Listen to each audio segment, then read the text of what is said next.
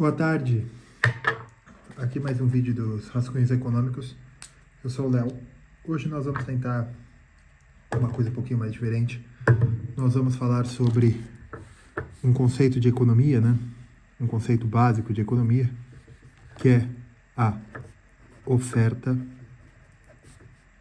e demanda. Tem uma piada que todo brasileiro é técnico da seleção brasileira, presidente do Brasil e médico, né? Todo mundo sabe como resolver o futebol brasileiro, todo mundo sabe o que o presidente deveria fazer e todo mundo sabe o que fazer quando está doente.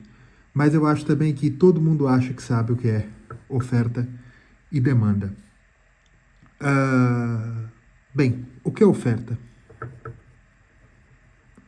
Oferta é... Eu quero explicar sem voltar à palavra oferta, né? Mas a oferta é a presença de bens e serviços em um mercado. A demanda é a procura por estes bens e serviços em um mercado. Mercado é onde esses bens e serviços encontram a sua procura. Eu sei que eu estou sendo muito simplista, mas é o suficiente por hora. Bem, porque eu disse, voltando que, eu nem falei, né, que de hoje, dia 31 de janeiro de 2025, esse é o nosso quarto vídeo dos rascunhos econômicos. Bem, voltando, o que é um mercado? Eu dei uma definição um pouco simplista ao que é mercado, mas basicamente é o espaço ou o topos ideal onde bens e serviços são encontrados por sua procura, né? O mercado, ele é uma metonímia também que se utiliza no jargão jornalístico e pseudo-economista de que o mercado demanda que o governo faça tal coisa. Veja, primeiro, o mercado não é uma pessoa. Quem demanda são pessoas ou entes. O mercado não é um ente metafísico e mercado não é uma pessoa, né? Quando nós dizemos, o mercado demanda que o governo aumente ou diminua a taxa de juros, né? Que o Banco Central aumente ou diminua a taxa de juros.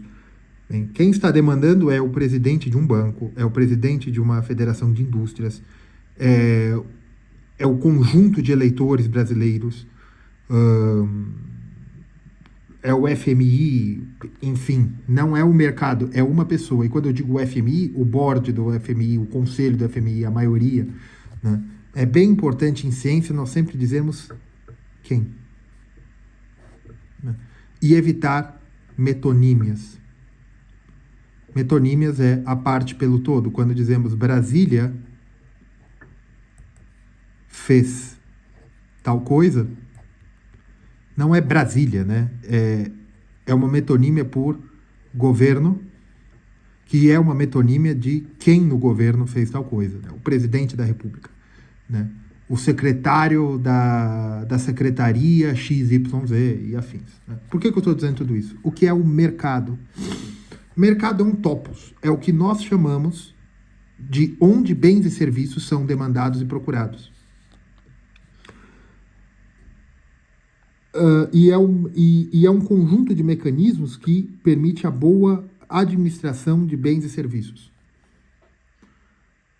Quando no jargão jornalístico e desses palpiteiros pseudo-economistas dizem o mercado demanda que o Banco Central faça tal coisa. Não, quem está demandando é um ente, é uma pessoa, é um conselho, é uma maioria de pessoas, mas é uma maioria de pessoas dentro de um conselho, uma maioria de pessoas, é opinião comum, corrente na mídia falante, mas não é o mercado. Até porque o que eles estão querendo dizer é mercado financeiro, que quer dizer a maioria do board de algum banco, ou a opinião dos economistas que tratam de economia financeira, a maioria desses economistas, o consenso, enfim, mas não é o mercado. Agora vamos lá. O que é a presença de bens e serviços numa economia? Quando nós temos oferta, é a produção, oferta é a produção e o serviço.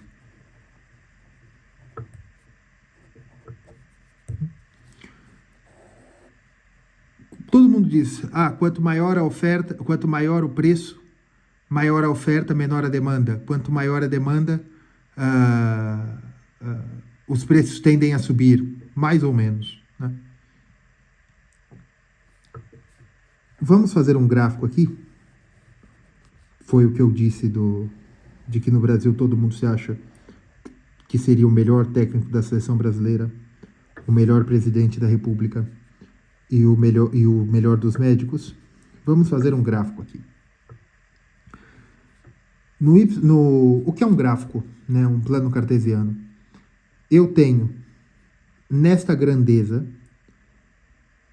no eixo das abscissas eu tenho uma grandeza, no eixo das ordenadas eu tenho outra grandeza, e uma correspondência entre um determinado valor nesta grandeza dá uma correspondência num determinado valor em outra grandeza.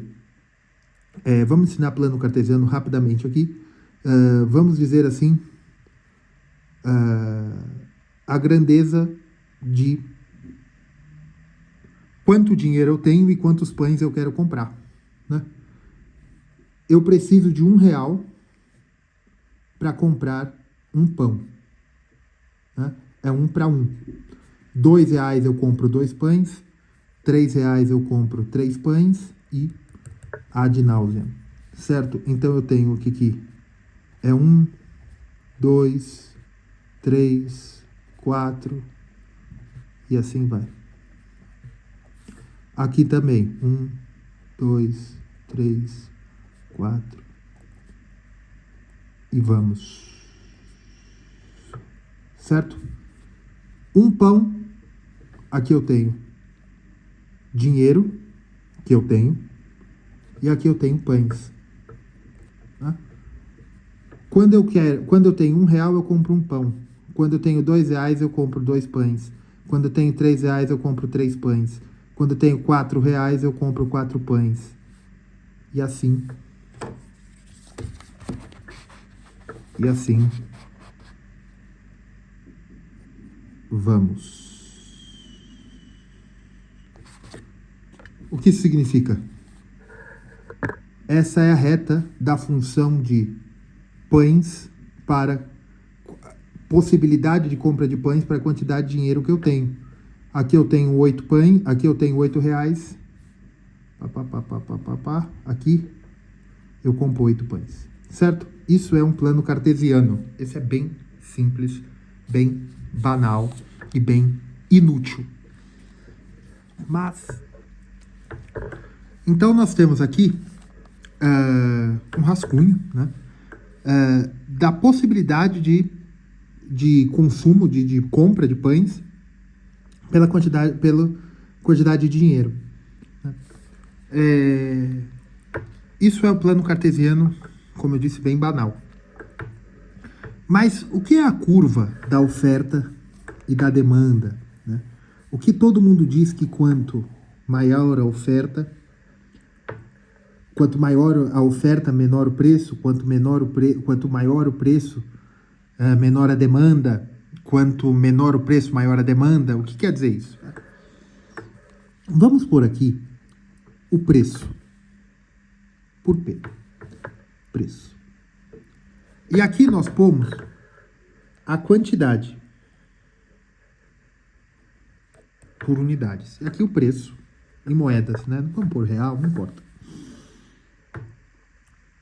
Vamos dizer que existe um determinado serviço, um determinado produto, que custa, que quando ele custe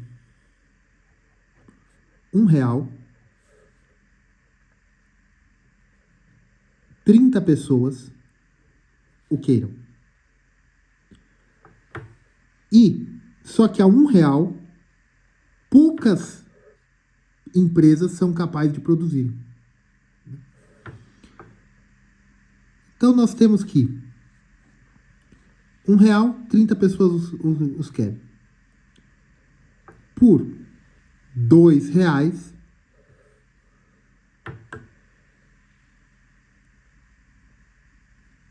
por R$1, 30 pessoas, vamos dizer assim, por R$1, 90, 120. Eu queria fazer mas vai ficar muito complexo e vai levar muito tempo.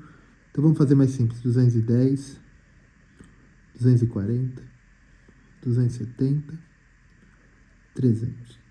Por R$1, 300 pessoas estão dispostas a comprar esse produto. Certo? Se eu falo para você, olha, eu tenho esta calculadora fantástica, científica, matemática, matriz polonesa, maravilhosa da HP, por R$1. 300 pessoas vão falar, pô, R$1? Me dá. Mas essa calculadora não vale R$1. Essa calculadora está no mercado a R$10. Por R$10 você vai olhar e falar, eu vou fazer o que com essa calculadora? Então apenas 30 pessoas querem a calculadora. Então nós temos que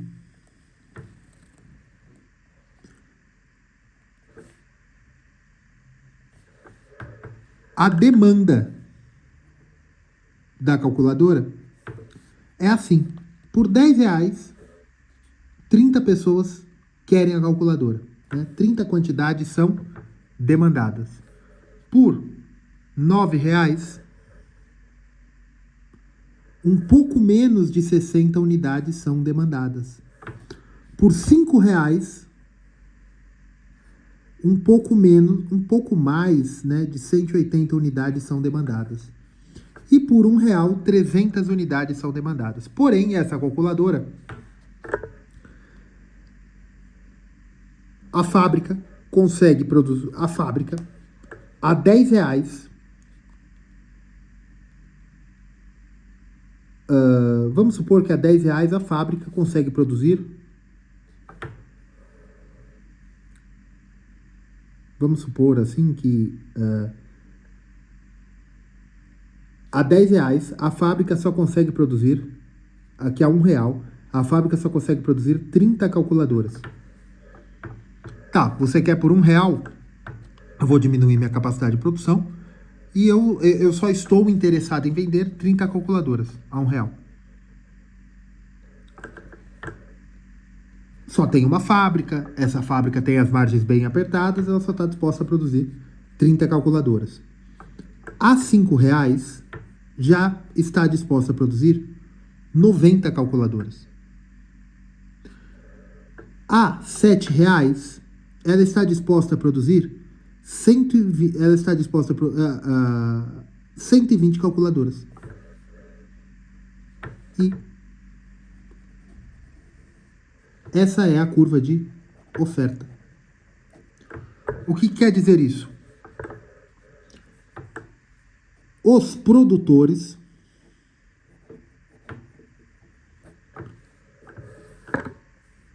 têm a sua capacidade de produção ou interesse de produção, interesse de venda, interesse de produção, seguindo esta curva.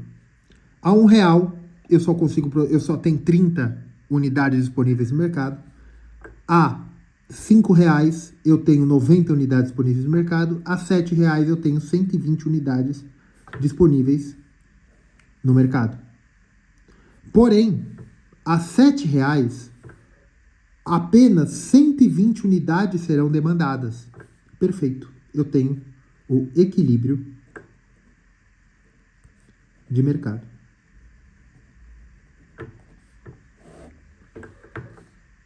Veja, qualquer valor abaixo de R$7, eu vou ter mais gente demandando mercadoria do que mercadoria sendo ofertada. Aqui eu tenho escassez. Eu tenho escassez. Ou quebra de oferta. Não há oferta. E por que não há oferta? Vamos fazer de uma forma bem simples, em que, senão esse vídeo vai ficar muito complexo, muito longo, né? Vamos fazer de uma forma simples. Por que eu tenho a quebra da oferta? E por que os planos econômicos brasileiros sempre geravam escassez? Por que o congelamento de preços gera escassez, né? Quando um capitalista vai produzir, ele tem o seu custo fixo, aluguéis ou amortização da compra de um imóvel, né? Aluguéis, salários e a amortização do maquinário. O que é a amortização do maquinário? Eu comprei uma máquina, eu comprei um terreno também, que é a amortização do capital, e eu tenho que pagar em 12 meses. Eu paguei 120 mil pelo capital mobilizado, né, pela máquina, pelo equipamento junto, paguei 120 mil. Eu quero pagar em 12 meses, então o custo da amortização é que a produção tem que me pagar 10 mil para valer a pena para eu pagar os meios de produção, né? Mas vamos colocar aqui salários e aluguéis, né? Esse é o custo fixo. Custo variável é o custo da margem, né? Quanto me custa a produção de cada item, né? Cada unidade. Dizemos que, vamos supor que, vamos dizer que ele está produzindo pães, né? Cada pão custa R$0,3, 30 centavos. Certo? Então, eu tenho que o custo variável é igual a 0,3. Mas eu tenho os custos fixos. Vamos supor que entre aluguéis e salários eu tenha R$5.000. Então eu tenho que custo total é igual a custo fixo mais custo variável. Custo total é igual a 5.000 mais 0,3 vezes a quantidade de produtos vendidos. Porque é variável, é 0,3 por produto. Certo? Ao mesmo tempo que receita, ou seja, o que o empresário consegue é a quantidade de vendas, né, a quantidade de produtos vendidos vezes o preço de venda. QP, ou PQ, né? R igual a PQ. Ou QP. Faz RQP. Certo? Então, lucro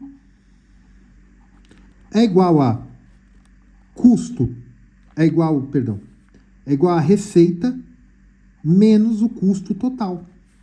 Eu tenho que lucro é igual a quantidade vendida vezes o preço pelo que foi vendido, menos o custo fixo, menos o custo variável. Certo?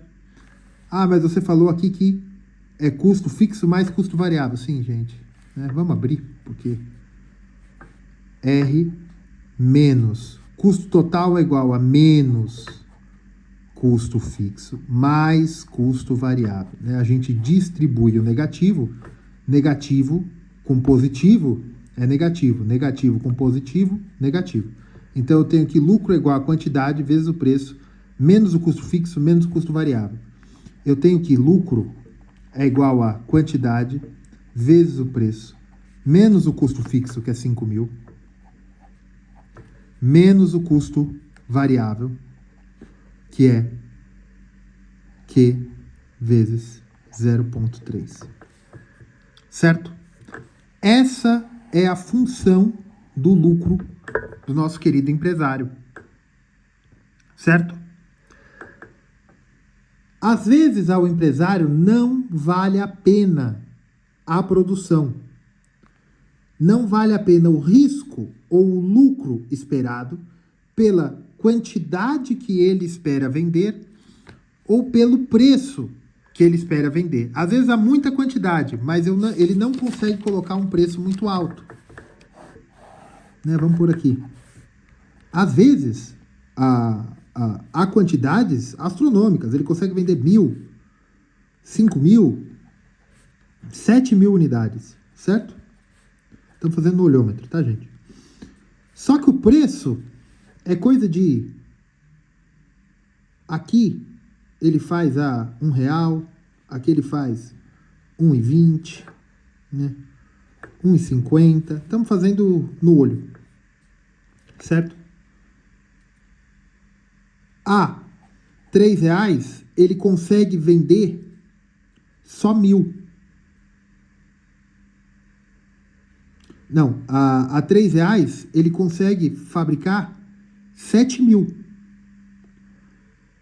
Mas ele só consegue vender, ele consegue fabricar 7.000. Aqui e aqui. Né? Ficou meio fora. Certo? Eu perdi o gráfico que a gente fez. Aqui. Certo? Lembra oferta e demanda? Aqui é a oferta. Quanto maior o preço, maior a produção. Porém, aqui é a demanda. A esse preço, quase 0 pessoas vão consumir.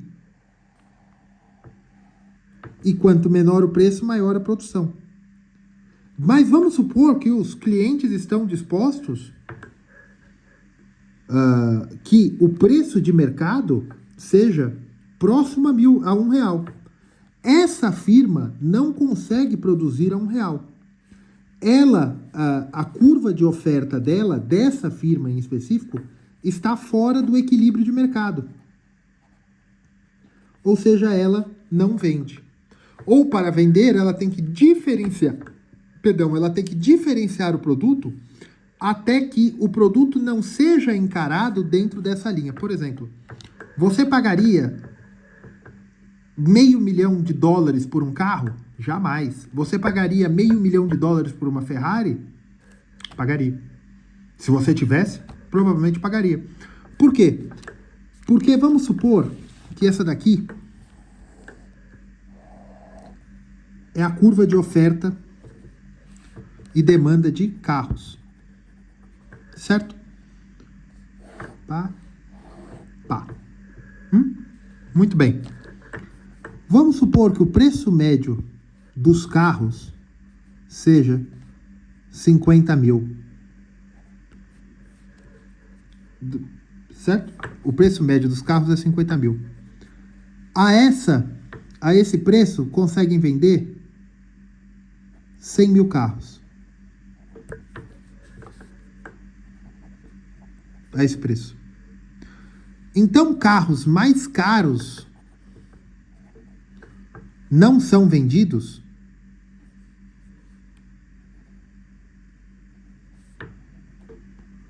Carros mais caros não são vendidos? São sim. Só que a demanda por esses carros vendidos é muito pequena. Certo? E a demanda sendo pequena, tem que valer a pena o preço. São 50 mil reais para 100 mil unidades. Né? Então, por essa, o preço vai estar aqui na casa do $500 mil e aqui eu vou estar na casa das 50 unidades vendidas. Veja, aqui estão os carros populares. Aqui estão os carros de luxo, ou ultra luxo. Entendem? Abaixo de 50 mil reais, muito mais pessoas gostariam de comprar abaixo de 50 mil reais. Só que não há carros o suficiente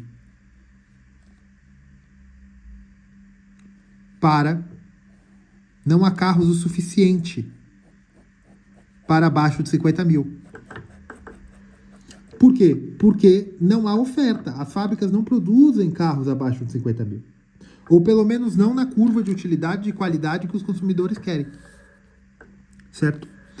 E há o último gráfico de hoje, eu quero falar sobre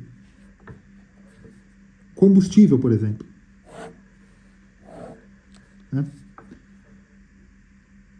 Vamos supor aqui o preço da gasolina.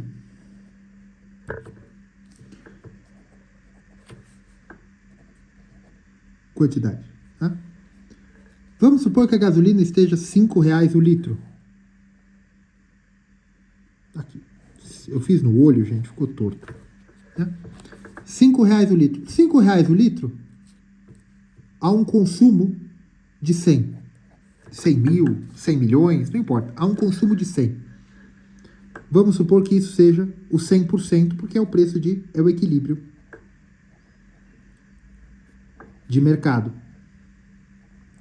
Mas vamos supor que houve uma guerra no Oriente Médio, o que quer que seja. As petroleiras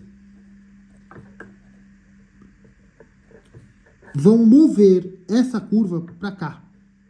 Elas vão aumentar o preço subiu e a quantidade ficou a mesma. Aqui.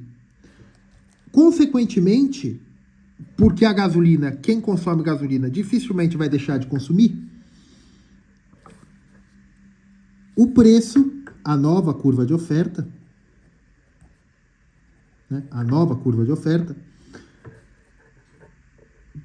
causa no começo uma redução no consumo de equilíbrio. As pessoas vão consumir um pouco menos de gasolina. Certo? Por causa do preço. Pode ser que depois, por pressão inflacionária, as pessoas voltem a estar dispostas a consumir a mesma quantidade que consumiam antes de gasolina, que era 100% do consumido, ou 100% da necessidade, após alguns dias. Então, nós tivemos a transposição do gráfico para cima. Então, nós temos equilíbrio. Da mesma forma, se o governo ou alguém determina que a gasolina tem que ser mais barata,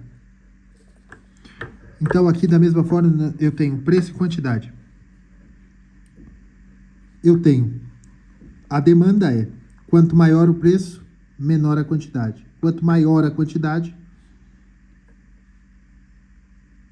quanto menor o preço, maior a quantidade. Então eu tenho demanda. Certo? E aqui eu tenho oferta. Quanto maior o preço, maior a quantidade. Demanda é quanto menor o preço, maior a quantidade.